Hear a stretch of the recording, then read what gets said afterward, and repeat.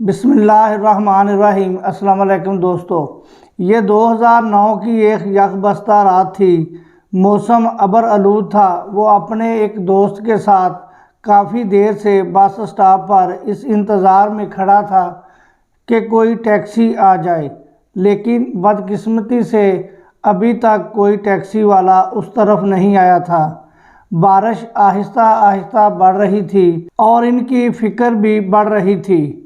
پریشان کن صورتحال میں اس کے ذہن میں ایک آئیڈیا آیا۔ اس نے سوچا کہ یہ مسئلہ صرف میرا نہیں بلکہ اور بہت سے لوگوں کا بھی مسئلہ ہے، تو کیوں نہ ایسا کچھ کیا جائے کہ لوگوں کا یہ مسئلہ بھی حل ہو اور اس کو بزنس بھی بنا لیا جائے۔ اتنے میں ٹیکسی آ گئی۔ وہ دونوں بیٹھ گئے اور اپنی منزل کی جانب بڑھنے لگے، لیکن وہ رات اس نے اسی سوچ میں گزار دی۔ دوستو، انسان کی فطرت ہے کہ اس کی زندگی میں آنے والے مسائل کی وجہ سے وہ پریشان ہو جاتا ہے۔ اکثر اوقات تو پریشانی اتنی بڑی نہیں ہوتی جتنا اس کے بارے میں سوچ سوچ کر وہ اپنے آپ کو ہلکان کر دیتا ہے، جبکہ عقل مند کہتے ہیں کہ زندگی میں آنے والے بحران ہی انسان کو مضبوط بناتے ہیں۔ یہ دراصل مواقع ہوتے ہیں جنہیں استعمال میں لا کر انسان بے پناہ ترقی کر سکتا ہے۔ بس شرط یہ ہے کہ اس بحران کو سمجھ لیا جائے اور اپنی تخلیقی صلاحیت کا استعمال کرتے ہوئے اسے استعمال میں لایا جائے۔ اگلی صبح وہ اپنے اس دوست کے پاس آیا اور اپنا آئیڈیا اس کو بتایا۔ دوست اس کی جانب کچھ دیر تک دیکھتا رہا، پھر جوشیلی آواز میں بولا، زبردست، شاندار آئیڈیا ہے۔ اور اسی وقت دونوں نے اس پر کام شروع کرنے کا فیصلہ کر لیا۔ پھر اس آئیڈیا نے ایک نئی انڈسٹری کی بنیاد رکھی جس کو آج رائڈ شیئرنگ انڈسٹری کہا جاتا ہے۔ انہوں نے ایک ایسی کمپنی کا آغاز کیا جو اپنے صارفین کو ٹیکسی کی سہولت دیتی تھی۔ کچھ عرصہ انہوں نے اس پر کام کیا، مگر یہ کمپنی زیادہ کامیاب نہ ہو سکی کیونکہ اس کے ٹیکسیوں کے ریٹ دوسروں سے کافی زیادہ تھے۔ وہ دونوں ایک بار پھر سر جوڑ کر بیٹھے۔ چنانچہ انہوں نے اپنی کمپنی کی ایک موبائل ایپلیکیشن بنائی۔ یہ ایک ایسی ایپلیکیشن تھی جس کو کوئی بھی شخص اپنے موبائل میں انسٹال کر کے اس کے ذریعے اپنے لیے ٹیکسی منگوا سکتا تھا۔ کمپنی جی پی ایس سسٹم کی بدولت صارف کی لوکیشن معلوم کرتی اور کچھ ہی وقت میں گاڑی اس کے گھر کے دروازے پر موجود ہوتی۔ چونکہ اس وقت ہر دوسرا شخص اس مسئلے کا شکار تھا، چنانچہ اس نئے آئیڈیا نے مختصر عرصے میں بھرپور مقبولیت حاصل کر لی۔ کچھ ہی عرصے میں اس کمپنی نے یہ سہولت بھی متعارف کرائی کہ کوئی بھی شخص اپنی گاڑی اس کمپنی میں رجسٹرڈ کروا کر ٹیکسی کے طور پر چلا سکتا ہے۔ یہ آئیڈیا بھی لوگوں کو پسند آیا۔ وہ تمام ٹیکسی ڈرائیور جو پہلے سواری کے لیے جگہ جگہ انتظار کرتے رہتے، اب اس کمپنی میں شامل ہو گئے اور یوں انہیں بڑی آسانی کے ساتھ سواریاں ملنے لگیں۔ رجسٹر ہونے والی گاڑیاں اور ڈرائیور کی تعداد میں بھی روز بروز اضافہ ہو رہا تھا اور یوں کمپنی ترقی کی منازل طے کر رہی تھی۔ اس کمپنی نے اپنا آغاز ٹیکسی سے کیا تھا، لیکن پھر وقت کے ساتھ ساتھ یہ موٹر بائیک، فوڈ ڈیلیوری، منی کار، بڑی کار، حتیٰ کہ لگژری کار کی سہولت بھی متعارف کراتی گئی اور پھر دنیا حیران رہ گئی جب یہ ہیلی کاپٹر رائڈ کی سہولت منظر عام پر لائی۔ دوستو، یہ کہانی رائڈ شیئرنگ انڈسٹری کی مقبول ترین کمپنی اوبر کی ہے، جو کہ $15 بلین کی مالیت ہونے کے ساتھ آج 83 ممالک کے 633 سے زائد شہروں میں اپنی خدمات دے رہی ہیں۔ دوستو، فرانسیسی ناول نگار وکٹر کہتا ہے کہ دنیا میں اتنی طاقتور اور کوئی چیز نہیں جتنا کہ وہ آئیڈیا جس کی اس وقت واقع ضرورت ہو۔ یہ حقیقت ہے کہ ایک بہترین آئیڈیا انسان کی زندگی بدل کر رکھ سکتا ہے۔ دنیا کی جتنی بھی بڑی بڑی ایجادات ہوئیں وہ سب سوچ خیالات کی بدولت وجود میں آئیں۔ نیا سوچنا انسان کے لیے ترقی کی راہیں کھول دیتا ہے۔ ایسا شخص بڑے سے بڑے مسئلے کی صورت بھی اپنے لیے کوئی نہ کوئی راستہ ڈھونڈ لیتا ہے جس کے ذریعے وہ اس آزمائش سے بآسانی نکل آتا ہے۔ دوستو، خیال و فکر کی اسی طاقت کو علامہ اقبال نے افکار تازہ سے کچھ یوں تعبیر کیا: جہان تازہ کی افکار تازہ سے ہے نمود، جہاں سنگ و خشت سے ہوتے نہیں جہاں پیدا۔ دوستو، افکار تازہ وہ دولت ہے جو اس دنیا میں صرف انسان کو حاصل ہے۔ انسان کو وہ فطری صلاحیتیں میسر نہیں جو دوسرے جانداروں کو ہیں۔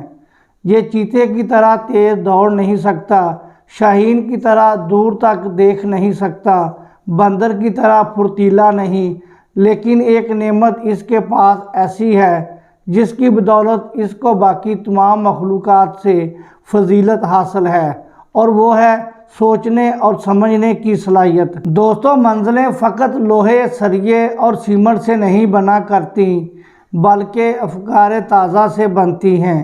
دنیا اسی کے نقش قدم پر چلتی ہے جو نئی سوچ، نیا خیال اور فکر تازہ رکھتا ہو، جس کو اللہ نے یہ شعور دیا ہو کہ کسی وقت بھی کیا کرنا ہے اور کیسے کرنا ہے۔ یہی لوگ آگے جا کر زمانے کے لیڈر بنتے ہیں اور ان کے ویژن سے بڑی بڑی امپائرز وجود میں آتی ہیں۔ اکثر میرے دوست مجھ سے یہ سوال کرتے ہیں کہ نیا آئیڈیا ہمارے ذہن میں کیسے آئے، یعنی ہم نیا آئیڈیا کیسے سوچیں۔ دوستو، یاد رکھیں کہ نیا آئیڈیا اللہ کی ایک بڑی نعمت ہے۔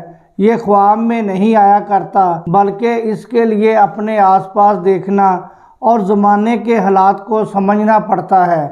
جس انسان کا مشاہدہ وسیع اور گہرا ہوتا ہے اور وہ ہر چیز کی جزیات کے متعلق سوچتا ہے، اس کے ذہن میں مختلف طرح کے آئیڈیاز آتے ہیں۔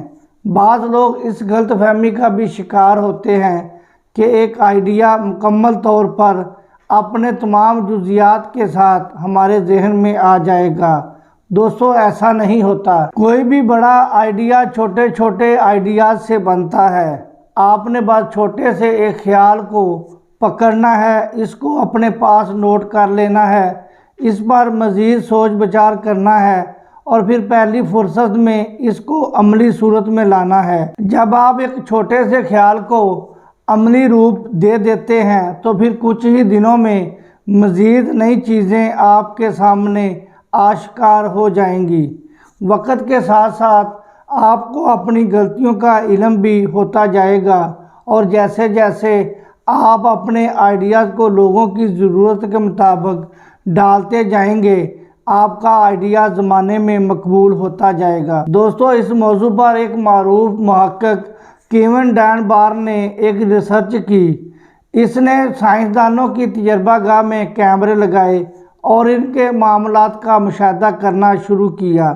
دراصل وہ یہ جاننا چاہ رہا تھا کہ ایک سائنسدان جو کہ سب سے زیادہ سوچنے والا انسان ہوتا ہے اور اپنی سوچ سے انسانیت کے لیے نئی چیزیں ایجاد کرتا ہے، اس کے ذہن میں کس وقت بہترین آئیڈیاز آتے ہیں۔ اس نے ان سائنسدانوں کو لیب میں کام کرتے ہوئے بھی ریکارڈ کیا، کتابوں کا مطالعہ کرتے ہوئے، کھانا کھاتے ہوئے اور آپس میں گپ شپ کرتے ہوئے بھی۔ اس تحقیق کا نتیجہ جب نکلا تو وہ بہت ہی حیرت انگیز تھا۔ کیون کو معلوم ہوا کہ بہترین آئیڈیاز نے اس وقت جنم لیا جب وہ آپس میں بیٹھے ایک دوسرے کے ساتھ گپ شپ کرتے تھے۔ دوستو، انسان جب دوسروں کے ساتھ بیٹھتا ہے اور اپنے خیالات ان کے ساتھ شیئر کرتا ہے تو ایسے وقت میں زیادہ بہتر آئیڈیاز اس کے ذہن میں آتے ہیں۔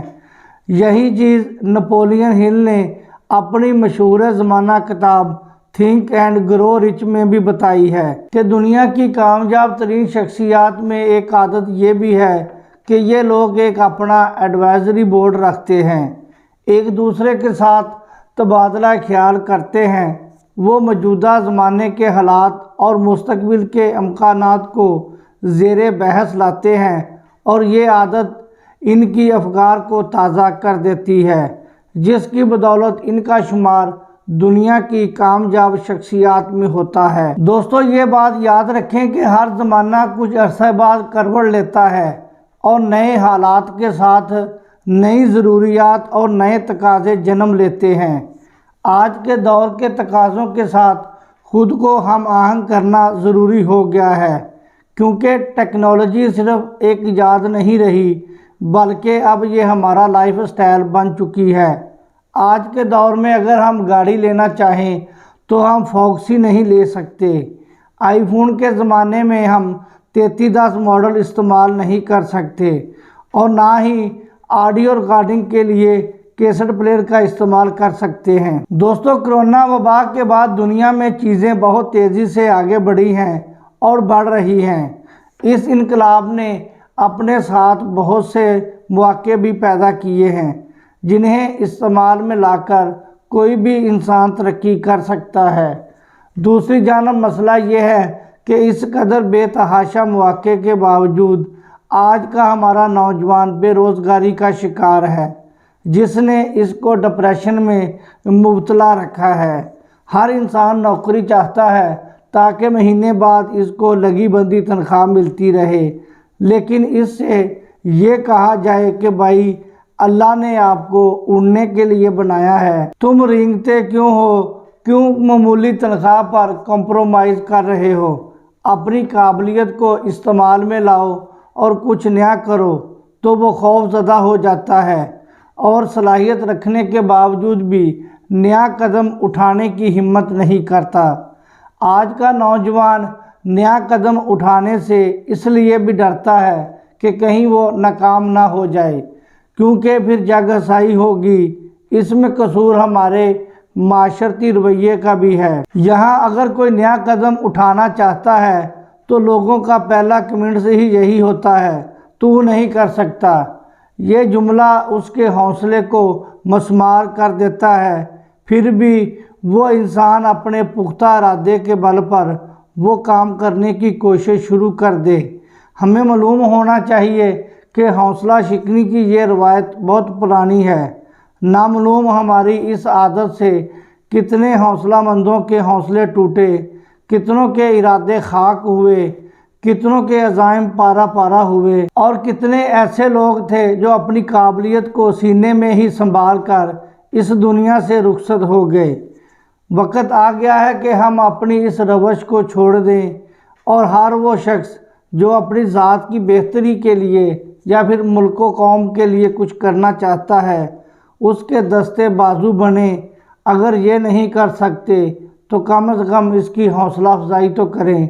مارٹن لوتھر کہتا ہے کہ آپ اڑ نہیں سکتے تو دوڑو، اگر دوڑ نہیں سکتے تو چلو، اگر چل نہیں سکتے تو رینگو، لیکن آگے بڑھتے رہو۔ یہ بات یاد رکھیں کہ زندگی کہیں سے بھی شروع ہو سکتی ہے۔ پانی کا ایک قطرہ اگر پتھر پر مسلسل پڑتا رہے تو ایک نہ ایک دن اس میں سوراخ کر لیتا ہے۔ انسان کی محنت کبھی بھی ضائع نہیں جاتی۔ سب سے اہم چیز یہ ہے کہ اس کو سمت دی جائے اور مستقل مزاجی کے ساتھ دی جائے۔ آج ہمارے ملک و قوم کو نئے آئیڈیاز کی زیادہ ضرورت ہے، کیونکہ ہم عرصہ دراز سے ایک ہی دائرے میں سفر کر رہے ہیں اور ایک دائرے میں گھومتے ہوئے قومیں کبھی نہیں بنا کرتی، بلکہ ترقی کے لیے آؤٹ آف دی باکس سوچنا اور کرنا پڑتا ہے۔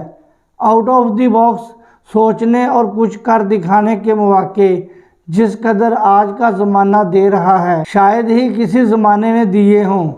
اپنے ارد گرد غور کریں، اس یقین کے ساتھ کہ لاتعداد نئے آئیڈیا آپ کے ارد گرد بکھرے پڑے ہیں، انہیں سمیٹنے کی کوشش کریں۔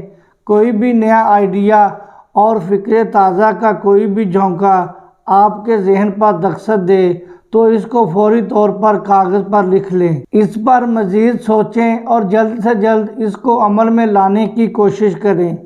اپنے آئیڈیاز کو تشکیل دینے میں ناکامی آپ کے سامنے آ سکتی ہے، آپ مایوس بھی ہو سکتے ہیں، آپ کا جذبہ بھی ماند پڑ سکتا ہے، آپ کو ٹھوکر بھی لگ سکتی ہے اور آپ گر بھی سکتے ہیں، لیکن آپ نے اٹھنا ہے، خود کو جاننا ہے، اپنی منزل کی جانب دیکھنا ہے اور لڑکھڑاتے ہوئے صحیح اپنا سفر جاری رکھنا ہے۔ اپنی ناکامی کو ویلکم کرنا اور اسے گلے لگانا سیکھیں، کیونکہ یہی وہ آغاز ہے یہاں سے آپ کامیابی کے زینے پر قدم رکھتے ہیں۔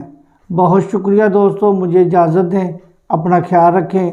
اللہ حافظ۔ السلام علیکم ورحمۃ اللہ وبرکاتہ۔